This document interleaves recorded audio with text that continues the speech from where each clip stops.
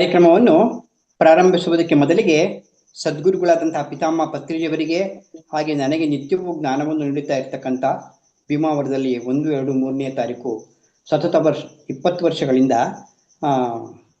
ಧ್ಯಾನವನ್ನು ಉಚಿತವಾಗಿ ನೀಡ್ತಾ ಇರ್ತಕ್ಕಂಥ ತಟಪರ್ತಿ ರಾಘವರಾವ್ ಮತ್ತು ರಾಜಲಕ್ಷ್ಮಿ ಅಮ್ಮನವರ ಪಾದ ಪದ್ಮಗಳಿಗೆ ಶರಣಾರ್ಥಿಗಳನ್ನು ತಿಳಿಸುತ್ತಾ, ಈ ಝೂಮ್ನಲ್ಲಿ ಅಥವಾ ಯೂಟ್ಯೂಬ್ನಲ್ಲಿ ಯಾರು ವೀಕ್ಷಣೆ ಮಾಡ್ತಾ ಇದ್ದೀರಾ ಎಲ್ಲ ನನ್ನ ಶರಣ ಬಂಧುಗಳಿಗೂ ಶರಣಾರ್ಥಿಗಳು.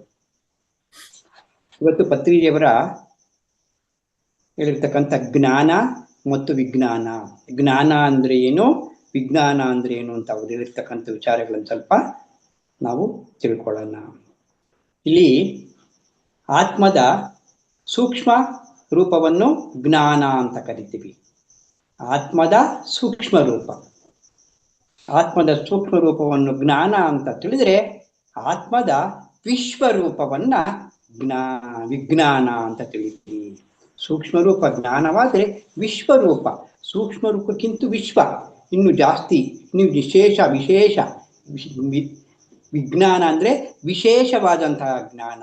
ಆ ವಿಶೇಷವಾದಂತಹ ಜ್ಞಾನವನ್ನು ತಿಳಿದ ಮೇಲೆ ಇನ್ನೇನು ತಿಳಿಯುವುದು ಏನೂ ಇರುವುದಿಲ್ಲ. ಇದನ್ನೇ ವಿಶೇಷ ಜ್ಞಾನ ಅಂತ ಕರಿತೀವಿ.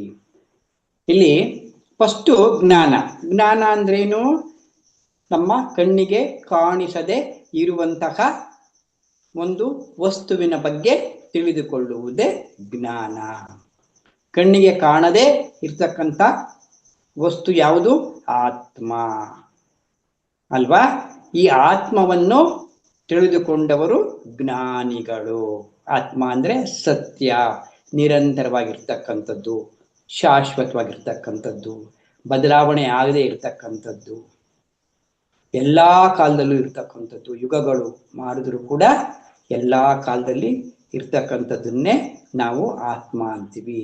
ಅಲ್ಲಿಗೆ ನಾವು ಮೊದಲೇನು ಈ ಮನುಷ್ಯ 3ರಿಂದ ಆಗಿದ್ದಾನೆ. ಶರೀರ, ಮನಸ್ಸು, ಆತ್ಮ. ಇದರಿಂದ ಆಗಿರ್ತಾನೆ.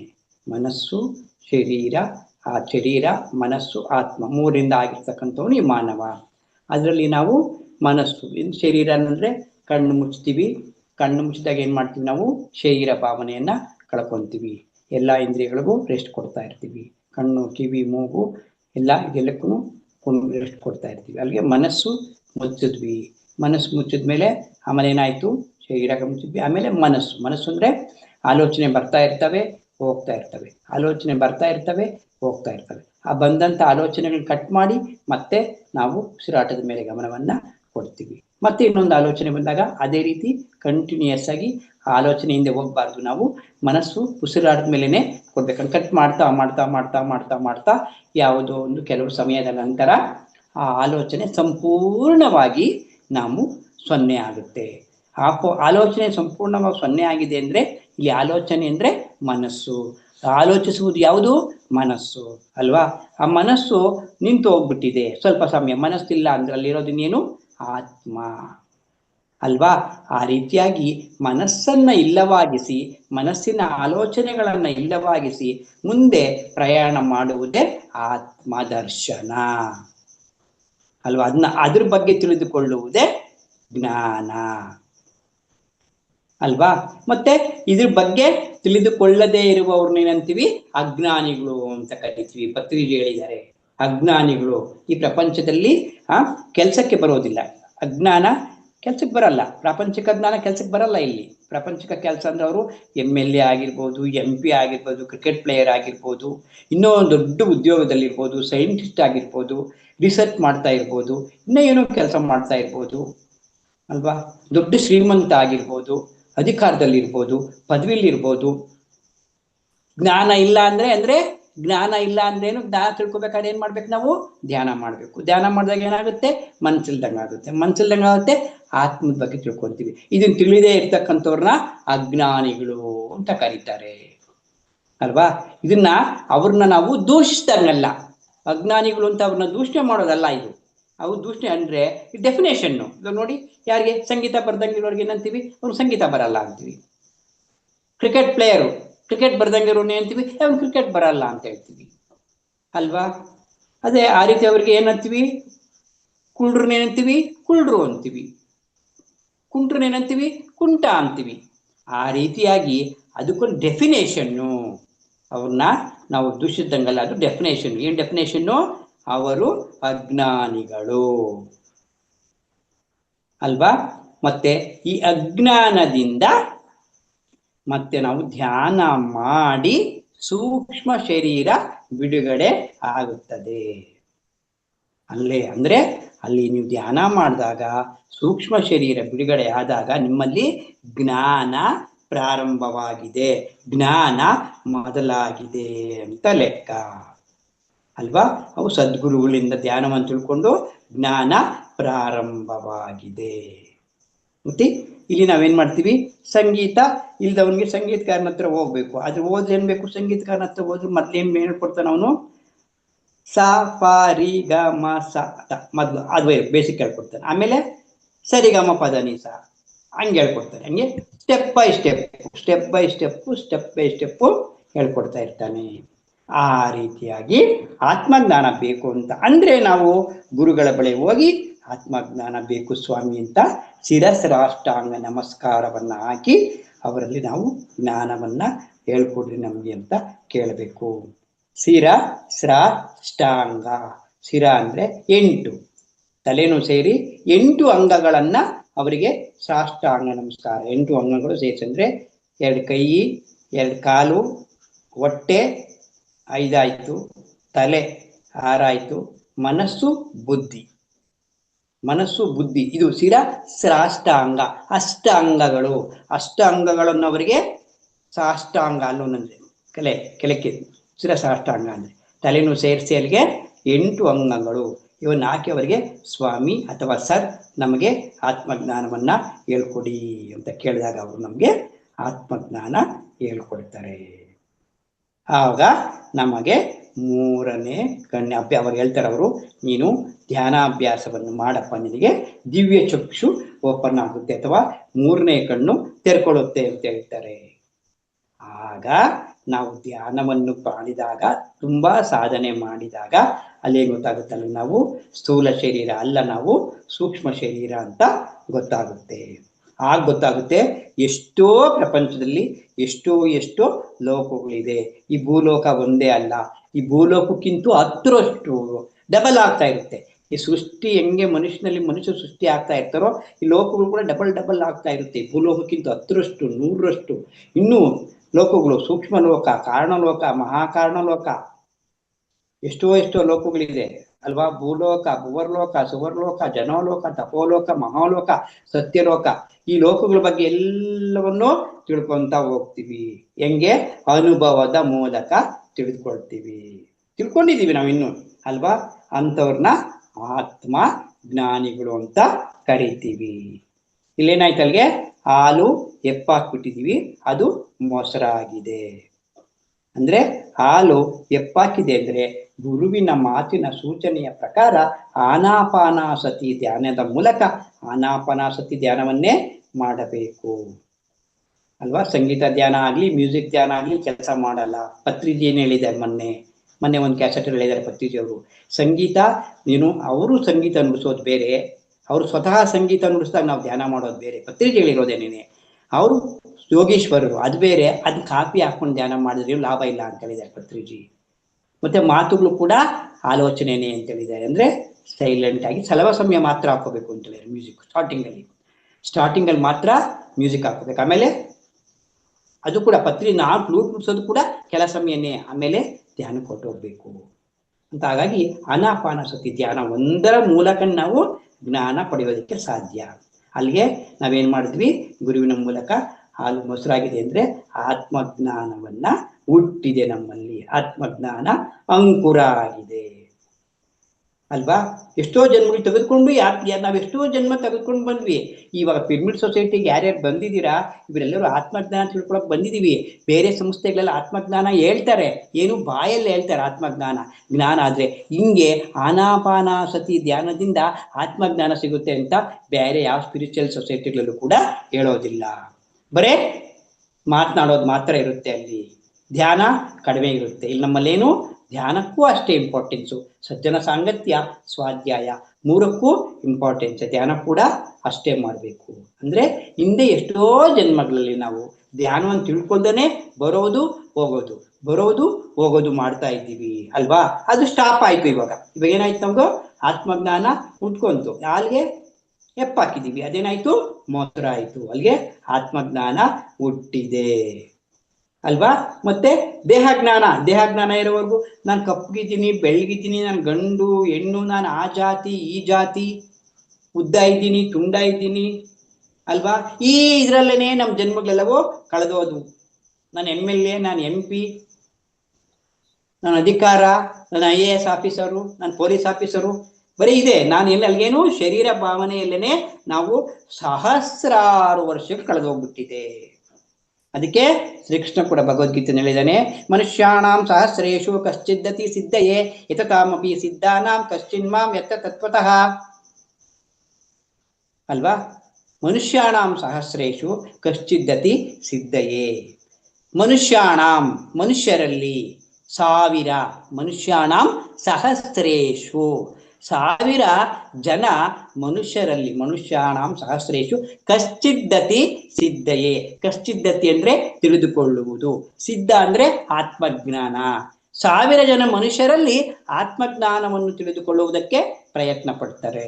ಕಶ್ಚಿನ್ಮಾಂ ವ್ಯಕ್ತ ತತ್ವ, ಆ ತಿಳಿದುಕೊಂಡವರಲ್ಲಿ ಯಾರೊಬ್ಬರೋ ವ್ಯಕ್ತ ತತ್ವತಃ, ಈ ಆತ್ಮಜ್ಞಾನ ಅಂದ್ರೆ ನನ್ನನ್ನ ತಿಳಿತಾರೆ. ಅಂದ್ರೆ ಇಲ್ಲಿ ಆತ್ಮಜ್ಞಾನಕ್ಕೆ ಬರಬೇಕಾದ್ರೆ 1000 ಜನ್ಮ ಕಳಿಬೇಕು.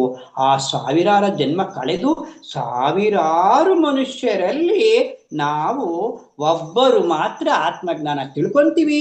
ಆ ತಿಳ್ಕೊಂಡಂತಹ ಆತ್ಮಜ್ಞಾನವನ್ನ ಆಚರಿಸುವಲ್ಲಿ ಇನ್ನ ಯಾರೋ ಒಬ್ರು ನನ್ನನ್ನು ತಿಳಿತಾರೆ ಅಂತ ಹೇಳ್ತಾರೆ ಕೃಷ್ಣ. ನನ್ನನ್ನು ತಿಳಿಯೋದು ಅಂದ್ರೆ ಇಲ್ಲಿ ಕೃಷ್ಣ ಏನ್ ಭಗವದ್ಗೀತೆನಲ್ಲಿ ನಾನು ನಾನು ನಾನು ನಾನು ನಾನು ನಾನು ಅಂತ ಹೇಳ್ತಿದ್ದಾರಲ್ಲ, ಇಲ್ಲಿ ನಾನು ಅಂದ್ರೆ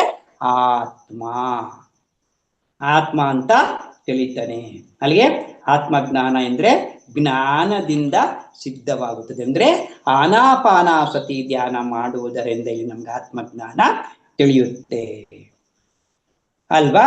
ಆದ್ಮೇಲೆ ಆತ್ಮಜ್ಞಾನ ತಿಳ್ಕೊಂಡ ಆಮೇಲೆ ಏನಾಯ್ತು, ಎಲ್ಲವದರಲ್ಲಿಯೂ ನಾನೇ ಇದ್ದೀನಿ ಅಂತ ನೋಡ್ಕೊಂಡ. ಆತ್ಮಜ್ಞಾನ ಗೊತ್ತಾಯ್ತು. ಏನ್ ಗೊತ್ತಾಯ್ತು, ನನ್ನ ಶರೀರ ಅಲ್ಲ ಆತ್ಮ ಅಂತ ತಿಳ್ಕೊಂಡ. ಆಮೇಲೆ ಏನಾಯ್ತು, ತನ್ನನ್ನು ತಾನು ನೋಡ್ಕೊಳ್ತಾ ಸೂರ್ಯ ಚಂದ್ರ ಸಕಲ ಸೃಷ್ಟಿ ಪ್ರಾಣಿ ಪಕ್ಷಿ ಎಲ್ಲವುದರಲ್ಲೂ ಸಕಲ ಸೃಷ್ಟಿಯು ತಾನೇ ಅಂತ ತಿಳ್ಕೊಂಡ. ಹಾಗೇನಾಯ್ತು, ಫಸ್ಟು ಅಹಂ ಆತ್ಮ ಅಂತ. ಇವಾಗ ಏನಾಯ್ತು, ಪ್ರಜ್ಞಾನಂ ಅಹಂ ಬ್ರಹ್ಮಸಿ ಅಹಂ ಬ್ರಹ್ಮಾಸ್ಮಿ. ಅಂದ್ರೆ ಈ ಬ್ರಹ್ಮಾಂಡವೆಲ್ಲವೂ ನಾನೇ, ಈ ಬ್ರಹ್ಮಾಂಡವೆಲ್ಲವೂ ನಾನೇ. ಅಂದ್ರೆ ಈ ಬ್ರಹ್ಮ ನಾನು, ಬ್ರಹ್ಮ ಬೇರೆ ಅಲ್ಲ, ನಾನ್ ಬೇರೆ ಅಲ್ಲ. ಅಹಂ ಆತ್ಮ ನಂತರ ಏನಾಯ್ತು, ಅಹಂ ಬ್ರಹ್ಮಾಸ್ಮಿ ಆಯ್ತು. ಸರ್ವಾತ್ಮ ಅಜ್ಞಾನ ಜೀವ ಎನ್ನುತ್ತಾರೆ, ಅಜ್ಞಾನನ ಜೀವ ಅಂತಾರೆ. ಅಂದ್ರೆ ಅಜ್ಞಾನಿ ಅದೊಂದು ಜೀವ ಏನು, ನಾನು ಭಾರತ ದೇಶದವನು, ನಾನು ಇಲ್ಲೇ ಇದ್ದೀನಿ ಅಲ್ಲೇ ಇದನ್ನು ತಿಳ್ಕೊಳ್ಳೋನು. ಅಂದ್ರಲ್ಲಿ ಏನಾಯ್ತದು, ಜ್ಞಾನ ಬಂತು. ಜ್ಞಾನ ಅಂದ್ರೆ ಆತ್ಮವಾದಿ ಆತ್ಮಜ್ಞಾನ ಅಂದ್ರೇನು, ಒಂದು ಬೀಜವನ್ನ ನಾವು ಮೊಳಕೆ ನೆಟ್ಟಾಗ ಅದು ಕುಡಿ ಬಂತು. ಮೊದ್ಲೇನಾಗಿತ್ತು, ಬೀಜ ಇಟ್ವಿ, ಬೀಜ ಇಟ್ಟ ತಕ್ಷಣ ಆಯ್ತು ಕುಡಿ ಬಂತು ಅಲ್ವಾ. ಆ ಬೆಳೆದ ಕುಡಿ ಏನಾಯ್ತು, ಜ್ಞಾನ ಆಯ್ತು. ಅಷ್ಟಕ್ಕೆ ಆ ಗಿಡ ಹಂಗೆ ಇರಲ್ವಲ್ಲ, ಆ ಗಿಡ ಬೆಳೆದು ಮಹಾವೃಕ್ಷ ಆಯ್ತು. ಅದೇ ವಿಜ್ಞಾನ. ಜ್ಞಾನದ ಮುಂದಿನ ಮೆಟ್ಲೆ ವಿಜ್ಞಾನ ಅಥವಾ ಆತ್ಮವಿಜ್ಞಾನ. ಅಂದ್ರೆ ಈ ಆತ್ಮವಿಜ್ಞಾನದ ಪರಾಕಾಷ್ಠವೇ ಮಹಾವೃಕ್ಷ ಅಲ್ವಾ. ಆತ್ಮಜ್ಞಾನ ಪ್ರಜ್ಞಾನ, ಆದ್ರೆ ಆತ್ಮಜ್ಞಾನ ಅಂತ, ಪ್ರಜ್ಞಾನ ಅಂತ, ಆದ್ರೆ ಆತ್ಮವಿಜ್ಞಾನ ಅನಂತವಾದುದು.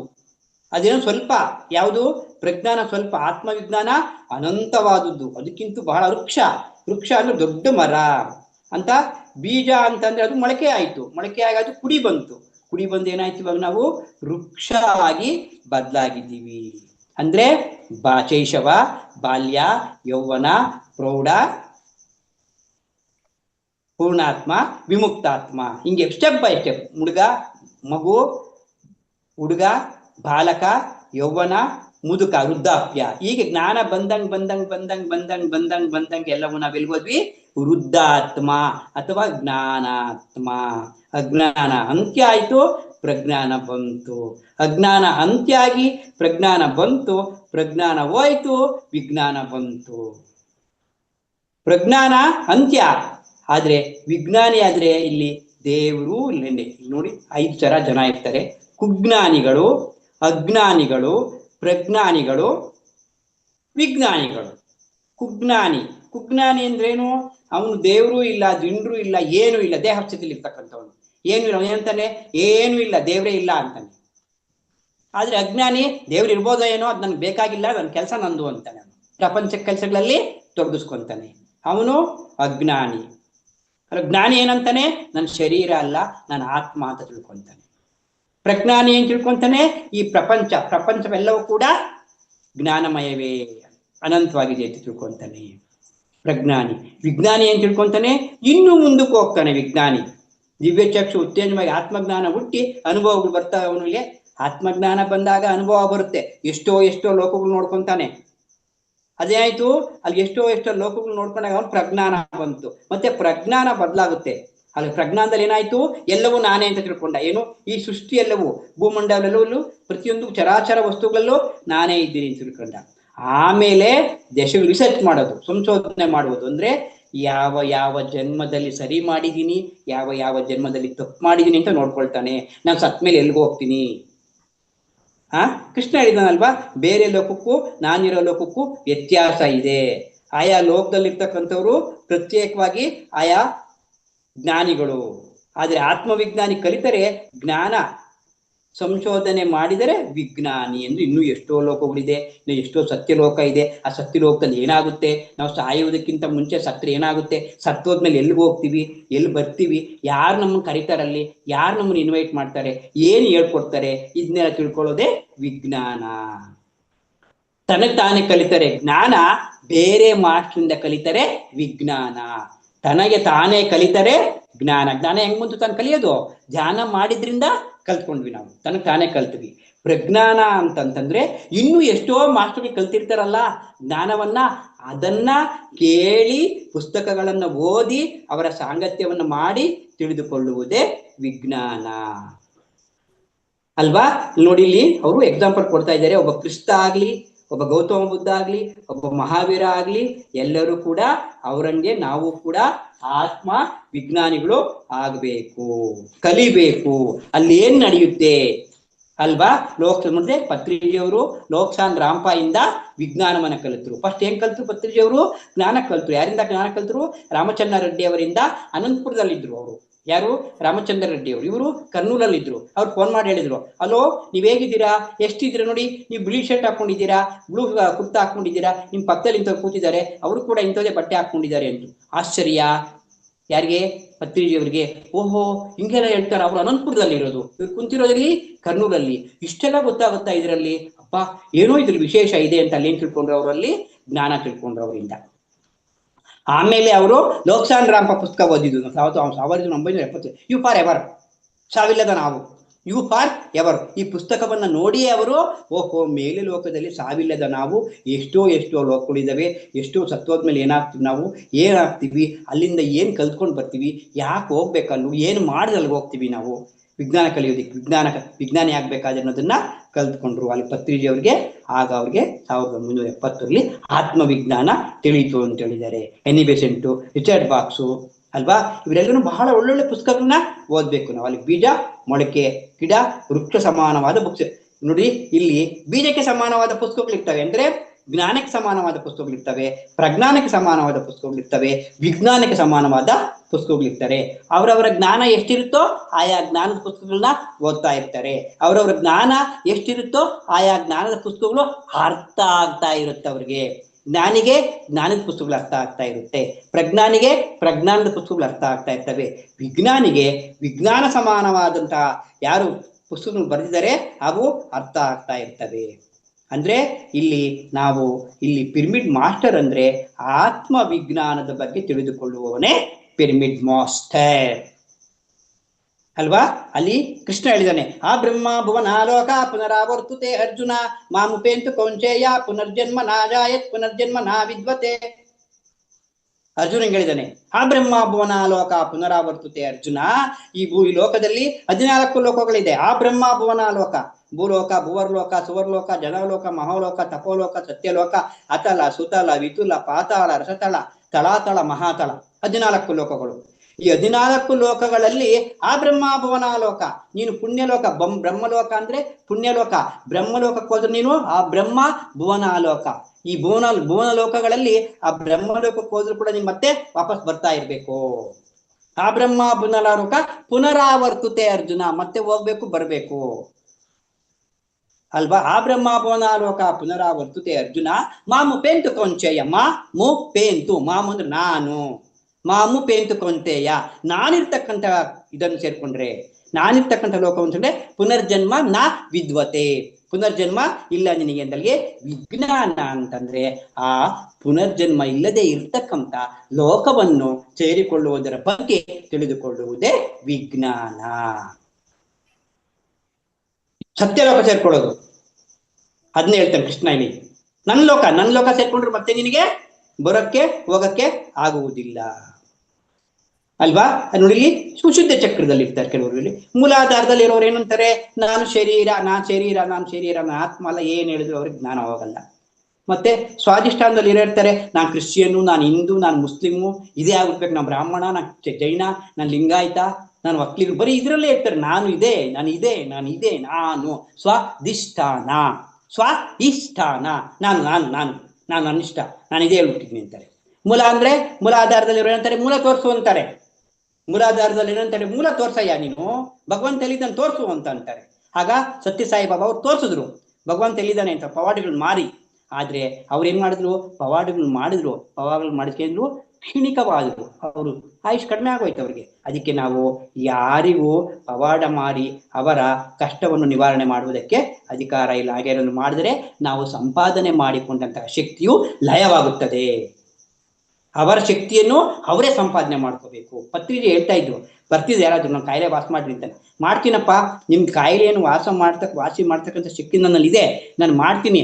ಆದರೆ ಅದು ನಿನಗೆ ತಾತ್ಕಾಲಿಕವಾಗಿ ಕಾಯಿಲೆ ಉಪಶಮನ ಆಗುತ್ತೆ, ಮತ್ತೆ ಇನ್ನೊಂದು ಕಾಯಿಲೆ ಬರ್ತಾ ಇರುತ್ತೆ. ಹಂಗೆ ನಾನು ಮಾಡಲ್ಲ. ನಿನ್ನ ಶಕ್ತಿಯನ್ನ ನೀನೇ ಪಡ್ಕೊಂಡು ಶಾಶ್ವತವಾಗಿ ನೀನು ಪರಿಹಾರವನ್ನ ಕಂಡ್ಕೋಬೇಕು ಅಲ್ವಾ? ಅದಕ್ಕೇನ್ ಮಾಡ್ಬೇಕು, ಇಲ್ಲಿ ಆ ಶಾಶ್ವತವಾದ ಪರಿಹಾರವನ್ನ ಕಂಡ್ಕೋಬೇಕು ಅಂತಂದ್ರೆ ಅವ್ರು ಹೇಳ್ತಾರೆ, ತೋರಿಸು ಅಂತ. ವಿಶುದ್ಧಲ್ಲಿರೋ, ಮೂಲಾಧಾರದಲ್ಲಿರೋ. ಸ್ವಾಧಿಷ್ಠಾನದಲ್ಲಿರೋ ಏನ್ ಮಾಡ್ತಾರೆ, ನಾನೇ ಅಯಂ ರಜೋಗುಣ, ತಮೋಗುಣ, ರಜೋಗುಣ ಅಲ್ವಾ? ವಿಶುದ್ಧ ಚಕ್ರದಲ್ಲಿರೋರು ಜ್ಞಾನ ಅನ್ಕೋಸುತ್ತಲ್ಲಿ, ಜ್ಞಾನ ಬರುತ್ತೆ ಅಲ್ಲಿ. ಇನ್ನ ಅವನು ಜ್ಞಾನ ತಿಳ್ಕೊಳ್ಳುತ್ತೆ. ಅಂದ್ರೆ ಹಿಂದಿನ ಜನ್ಮದಲ್ಲಿ ಮಾಡಿರ್ತಕ್ಕಂಥ ಪಾಪ ಎಲ್ಲ ಕಡ್ಕೊಂತಾನೆ, ನಾಡಿ ಮಂಡಲ ಶುದ್ಧಿ ಆಗುತ್ತೆ ಅಲ್ವಾ? ಆಮೇಲೆ ನಾಡಿ ಮಂಡಲ ಶುದ್ಧಿ ಆದ್ಮೇಲೆ ಎಲ್ಲಿಗೆ ಬರ್ತಾನೆ, ವಿಶುದ್ಧಕ್ಕೆ ಬರ್ತಾನೆ ಅಲ್ವಾ? ಮೂಲಾಧಾರ, ಸ್ವಾಧಿಷ್ಠಾನ, ವಿಶುದ್ಧ ಶುದ್ಧಿ ಆಯ್ತು. ಅಲ್ಲಿ ಶುದ್ಧಿ ಆಯ್ತು ಅಂದ್ರೆ ಅಲ್ಲಿ ನಾಡಿ ಮಂಡಲ ಶುದ್ಧಿಯಾಗಿ ಅವನು ಯೋಗಿ ಆದ. ಯೋಗಿ ಅಂದ್ರೇನು, ಯೋಗ ಚಿತ್ತ ವೃತ್ತಿ ನಿರೋಧ ಅಲ್ವಾ? ಅಲ್ಲಿಂದ ಮತ್ತೆ ಏನ್ ಮಾಡ್ದ, ನಾಡಿ ಮಂಡಲ ಶುದ್ಧಿಯಾಗಿ ಯೋಗಿ ಆದವನು ಅನಾಹತಕ್ಕೆ ಬಂದ, ಹತ ಮಾಡ್ದ, ಕೊಲ್ತ ತಮ್ಮಲ್ಲಿರ್ತಕ್ಕಂಥ ಇಂದ್ರಿಯಗಳ ಕೆಲಸವನ್ನ ಕೊಂದ. ಅಲ್ಲಿ ಜ್ಞಾನೇಂದ್ರಿಯಗಳ ಕೆಲಸವನ್ನು ನಾನು ಹತ ಮಾಡೋದು, ಹತ ಕರ್ಮೇಂದ್ರಿಯ ಮತ್ತು ಜ್ಞಾನೇಂದ್ರಿಯಗಳ ಅರಿಷಡ್ ವರ್ಗಗಳನ್ನು ಕೊಂದ ಅವನು. ಅರಿಷಡ್ಗಳನ್ನು ಕೊಂದ. ಮತ್ತೆ ಅಲ್ಲಿ ಅವರು ಕೆಲವು ವೇದಾಂತ ಮೂರ್ತಿ, ಇಲ್ಲಿ ಕೆಲವರು ಏನಂತಾರೆ, ವಿಶುದ್ಧ ವೇದಾಂತ ಮೂರ್ತಿಲಿ ಇರ್ತಾರೆ. ಕೆಲವೇನು ಪುಸ್ತಕದಲ್ಲಿರೋದು ಹೇಳ್ತಾ ಇರ್ತಾರೆ, ಪುಸ್ತಕದಲ್ಲಿರೋದು ಹೇಳ್ತಾರೆ ಪಂಡಿತರು ಅಂತಾರೆ ಅವ್ರನ್ನ. ಪಂಡಿತ ಜ್ಞಾನ ಅಂದ್ರೆ ಪುಸ್ತಕದಲ್ಲಿರೋದು ಮಾತ್ರ ಹೇಳ್ತಾ ಇರ್ತಾರೆ, ಆಚರಣೆ ಇರಲ್ಲ. ಅವರು ಎಷ್ಟು ಭಗವದ್ಗೀತೆ ಪುಸ್ತಕ ಓದ್ತಾರೆ, ಪ್ರತಿಯೊಂದು ಪುಸ್ತಕನೂ ಓದ್ತಾರೆ, ಪ್ರತಿಯೊಂದು ವಿಚಾರವನ್ನು ಇದ್ದಂಗೆ ಹೇಳ್ತಾ ಇರ್ತಾರೆ, ಆದ್ರೆ ಆಚರಣೆ ಇರುವುದಿಲ್ಲ. ಮಣಿ ಪೂರಕ, ಮೇಲೆ ಮಣಿ ಬೆಳ್ಳಿಗಿರುತ್ತೆ, ಒಳಗಡೆ ಟೊಳ್ಳಾಗಿರುತ್ತೆ. ಅವರೇ ಮಣಿ ಪೂರಕ ಪಂಡಿತರು. ಅವರು ಜ್ಞಾನಿಗಳಲ್ಲ, ಹೇಳುವವರು ಮಾತ್ರ. ಅವ್ರು ಜ್ಞಾನಿಗಳಲ್ಲ. ಎಲ್ಲಾ ಗೊತ್ತು, ಎಲ್ಲಾ ವಿಚಾರನೂ ಗೊತ್ತು, ಆದ್ರೆ ಆಚರಣೆ ಇಲ್ಲ. ಯಾಕೆ? ಧ್ಯಾನ ಇಲ್ಲ ಅಲ್ವಾ? ಮೇಲೆ ರೂಪಾಣಿ, ಅಂದರ್ ಶರ್ವಾಣಿ ಅಂತಾರೆ. ಬಾಹರ್ ರೂಪಾಣಿ, ಅಂದರ್ ಶರ್ವಾಣಿ ಅಂತಾರೆ. ಅದು ಹಿಂದಿ ನನ್ಗೆ ಅರ್ಥ ಗೊತ್ತಿಲ್ಲ. ಅಂದ್ರೆ ಆಳು ಅಲಂಕಾರ, ಬಾಳು ಬಡ್ಕೋಬೇಕು ಅನ್ನಂಗೆ. ಅಲಂಕಾರವಾಗಿ ಎಲ್ಲ ಗೊತ್ತಿದೆ, ಒಳಗಡೆ ಏನೂ ಇಲ್ಲ, ಸುಮ್ಮನೆ ಹೇಳ್ತಾ ಹೋಗ್ತೇನೆ. ಅದು ಏನ್ ಅನ್ಕೊಂತಾನ ಅವನು, ನನ್ಗೆಲ್ಲ ಗೊತ್ತಿದೆ, ನಾನು ಸತ್ಯಲೋಕ ಸೇರ್ಕೊಂತೀನಿ, ನನ್ಗೆಲ್ಲ ಗೊತ್ತಿದೆ, ಎಲ್ಲ ಗೊತ್ತಿದೆ ಅಂತ ಅನ್ಕೊಂಡಿರ್ತಾನೆ. ಅವರು ವೇದಾಂತ ಮೂರ್ತಿಗಳು. ಅದ್ ನಿಲ್ಸ್ಬಿಟ್ಟು ಏನ್ ಮಾಡ್ತಾನೆ, ಮುಂದೆ ಮೈಂಡ್ ಶುದ್ಧಿ ಮಾಡ್ತಾನೆ. ಮೈಂಡ್ ಶುದ್ಧಿ ಮಾಡಿದಾಗ ಏನಾಗುತ್ತೆ, ಅವನಿಗೆ ದಿವ್ಯ ಚಕ್ಷು ಓಪನ್ ಆಗುತ್ತೆ ಅಲ್ವಾ. ಆ ದಿವ್ಯ ಚಕ್ಷು ಓಪನ್ ಆದಾಗ ದೃಶ್ಯಗಳು ಕಾಣಿಸ್ತಾ ಇರ್ತವೆ. ಆ ದೃಶ್ಯಗಳನ್ನ ಖಾಲಿ ಮಾಡ್ತಾನೆ ದಿವ್ಯ ಚಕ್ಷು ದೃಷ್ಟಿ ಖಾಲಿ ಮಾಡೋವನಷ್ಟೇನೆ. ಅಲ್ಲಿಂದ ಯೋಗ ಮೂರ್ತಿಗಳೇ ಅವರು. ಯೋಗ ಮೂರ್ತಿಯಿಂದ ಇನ್ನು ಮುಂದಕ್ಕೆ ಹೋಗ್ಬೇಕು, ಅವರು ಜ್ಞಾನ ಮೂರ್ತಿಗಳಾಗ್ಬೇಕು. ಜ್ಞಾನ ಮೂರ್ತಿಗಳಾಗ್ಬೇಕು ಅಂತಂದ್ರೆ ಅಲ್ಲಿ ಸಹಸ್ರಾಸ್ತ್ರಕ್ಕೆ ಹೋಗ್ಬೇಕು, ಇವೆಲ್ಲವನ್ನು ದಾಟಿ ಅಲ್ವಾ. ಸಹಸ್ರಾಸ್ತ್ರ ಅಂದ್ರೆ ಅದು ಸ್ಥಿತಿ, ಚಕ್ರ ಅಲ್ಲ. ಮೂಲಾಧಾರ, ಸ್ವಾಧಿಷ್ಠಾನ, ಅನಾಹತ, ವಿಶುದ್ಧ, ಆಜ್ಞಾ. 6 ಮೂಲಾಧಾರ, ಸ್ವಾಧಿಷ್ಠಾನ, ಮಣಿಪುರಕ, ಅನಾಹತ, ವಿಶುದ್ಧ, ಆಜ್ಞಾಚಕ್ರ. ಇವು ಚಕ್ರಗಳು. ಒಂದು ಚಕ್ರ ತಿರುಗ್ತಾ ಇರ್ತಾರೆ, ಹೋಗೋದು ಬರೋದು, ಹೋಗೋದು ಬರೋದು, ಹೋಗೋದು ಬರೋದು. ಸಹಸ್ರಾಸ್ತ್ರ ಚಕ್ರ ಅಲ್ಲ, ಅದು ಸ್ಥಿತಿ. ಆ ಸಹಸ್ರಾಸ್ತ್ರ ಸ್ಥಿತಿಗೆ ಸೇರಿಕೊಂಡವರೇ ವಿಜ್ಞಾನಿಗಳು. ಅವರು ಮತ್ತೆ ಭೂಲೋಕಕ್ಕೆ ಬರ್ತಕ್ಕಂಥ ಅವಶ್ಯಕತೆ ಇರುವುದಿಲ್ಲ. ಇದನ್ನ ವಿಜ್ಞಾನಿಗಳು ಅಂತಾರೆ. ದಿವ್ಯ ದೃಷ್ಟಿಯಲ್ಲಿ ಮಾಸ್ಟರ್ ಕಾಣಿಸ್ದಾಗ ಏನ್ ಮಾಡ್ತಾರೆ, ಬರೀ ಜ್ಞಾನದಲ್ಲಿ ಅಂದ್ರೆ ದೃಶ್ಯಂ ತನ್ನಶ್ಯಂ. ದೃಶ್ಯ ಕಾಣಿಸ್ತಾರೆ, ಯಾರೋ ಗೌತಮ ಬುದ್ಧ ಕಾಣಿಸ್ತಾರೆ, ಅಲ್ಲಿಗೆ ಸ್ಟಾಪ್ ಮಾಡ್ಬಿಡ್ತಾರೆ. ಇಲ್ಲಪ್ಪ, ನಾನು ಗೌತಮ ಬುದ್ಧ ಕಾಣಿಸ್ತಾರೆ, ಮತ್ತೆ ನಾನು ಆಲೋಚನೆ ಆಯ್ತು ಧ್ಯಾನಕ್ಕೆ ಹೋಗ್ಬೇಕು ಅಂತ ಹೋಗ್ತಾರೆ. ಅಲ್ಲ, ಅವ್ರ ಹಿಂದೆ ಹೋಗ್ಬೇಕು ಅಂತ ಹೇಳ್ತಾರೆ ಪತ್ರಿಜಿ. ಗೌತಮ ಬುದ್ಧರು ಕಡೆ ಕಾಣಿಸೋದಿಲ್ಲ, ಅವ್ರ ಹಿಂದೆ ಹೋಗಿ ಅವ್ರು ಏನ್ ಆಚರಣೆ ಮಾಡಿದ್ರು, ಅವ್ರು ಏನ್ ಧರ್ಮ ಹೇಳಿದ್ರು, ಆ ಧರ್ಮವೇನು ಅವ್ರ ಹಿಂದೆ ಹೋಗಿ ತಿಳ್ಕೊಳ್ಬೇಕು. ಇನ್ನೂ ಏನೋ ಇದೆ, ಅವ್ರು ಏನೇನು ಮಾಡಿದ್ರು, ಹೆಂಗ್ ಮಾಡಿದ್ರು ಅಂತ ತಿಳ್ಕೊಂತಾರಲ್ಲ, ಅದೇ ವಿಜ್ಞಾನ. ಅಂದ್ರೆ ಸಹಸ್ರಾಸ್ತ್ರ ಸ್ಥಿತಿಗೆ ತಲುಪುವುದೇ ವಿಜ್ಞಾನ. ಜ್ಞಾನ ಅಂದ್ರೆ ಚಕ್ರಗಳಲ್ಲಿ ಇರ್ತಕ್ಕಂಥದ್ದು, ಸಹಸ್ರಾಸ್ತ್ರ ವಿಜ್ಞಾನ ಅಂದ್ರೆ ಸ್ಥಿತಿಯಲ್ಲಿ ಇರ್ತಕ್ಕಂಥದ್ದು. ಇದು ಜ್ಞಾನ ಮತ್ತು ವಿಜ್ಞಾನ ಇನ್ನ ತುಂಬಾ ಇದೆ. ಮತ್ತೆ ನನಗೆ ಇನ್ನ ಯಾವಾಗ ತಿಳ್ಕೊಳ್ಳೋ ವಿಚಾರಗಳು ನನಗೆ ಅವಕಾಶ ಮಾಡಿಕೊಟ್ಟಂತಹ ಎಲ್ಲರಿಗೂ ಶರಣಾರ್ಥಿಗಳು.